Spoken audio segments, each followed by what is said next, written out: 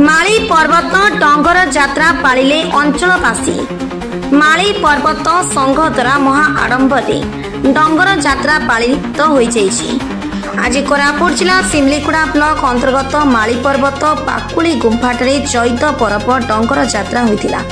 ए डंगर यात्रा रे बहुत दूर दूरांतर लोके आसीथिबा बेले आखपाखर विभिन्न संगठन आसीथिबा देखिबाकू मिलिछि।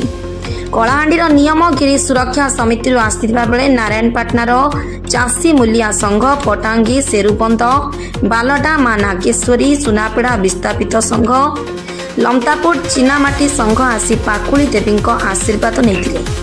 सिमलीगुड़ा अतिरिक्त तहसीलदार अधिकारी आसीथिबा बेले पूर्वतन कांग्रेस सांसद श्रीजुक्त जयराम पांगी आसी पाकुली देवी दर्शन देथिले।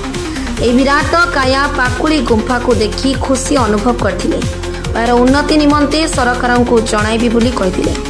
हजार हजार लोके आसी चैती पर्व मां पाकुली देवी डंगर यात्रार मजा नहीं कोरापुटर प्रसिद्ध ढेमसा नाचरे हजि जाइथिबा देखिबाकू मिलिछि। शांति श्रृंखला निमंते सिमलीगुड़ा पुलिस अधिकारी सहित एक प्लाटून पुलिस मुतयन होइथिले। विजय खिल मालीपुर सुरक्षा समिति सभापति। आमर ये चैत पर्व हूँ कोरापुट जिलार समस्त सबुठारु बड़ पर्व।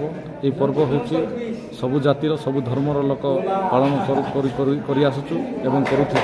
आपण मैंने जानते माली पर्वत जो माँ पाकुली देवी डंगर यात्रा ए वर्ष सबुठारु बहुत बड़ आरंभ एवं हजार हजार लोक ये आसी आस्था नहीं कि एवं निश्चय आशीर्वाद नहीं जाइछंती एवं विभिन्न विभिन्न संगठन विभिन्न समाज एवं माने माने जो आमर कलेक्टर एसपी सार एवं ब्लॉक ऑफिसर माने समस्त माने जेतकी ऑफिसर माने समस्त को निमंत्रण करूँ कहीं कोरापुट जिले में जे अच्छा माने कोरापुटर परंपरा भितर जानवा पड़ो आउ से आदिवासी मान परंपरा को भली पालन करती ताके जानीपारे आउ लेखिकी आगामी आग को से जनइबे परंपरा विषय जो ऑफिसर आसुँच कोरापुटर जो परंपरा अच्छी से निहाती जानवे आगामी दिन में से विभिन्न अंचल में कहे बोलिक आम आशा कर निमंत्रण करूँ।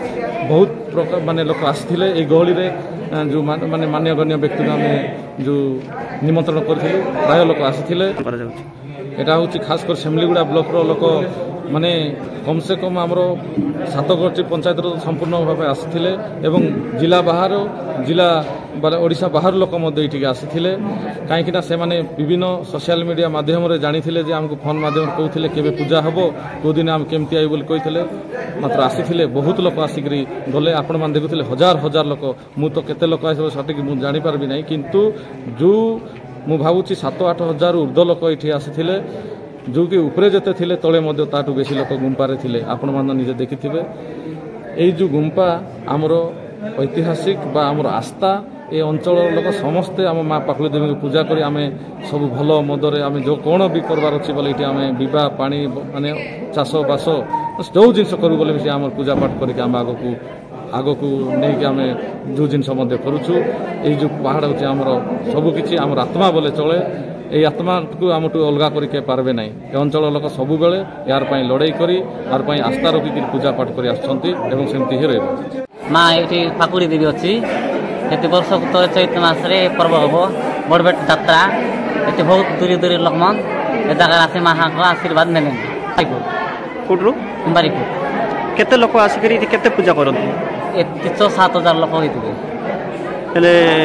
बहुत लोग आसिक पूजा करते माँ को आशीर्वाद समस्ते नियंती कि हाँ बहुत लोग आइले माँ को आशीर्वाद पाए बहुत आलिया गाड़ी रास्ता चढ़ी चढ़ी आसी माँ को दर्शन करवा बोले बहुत चेष्टा कर छोड़ ये गुंपारे आसिक पूजा करते खुशी बहुत खुशी है ये जगह बहुत सुंदर अच्छी। सिमलीगुड़ा देवेंद्र खिलंक रिपोर्ट फास्ट न्यूज ओडिशा।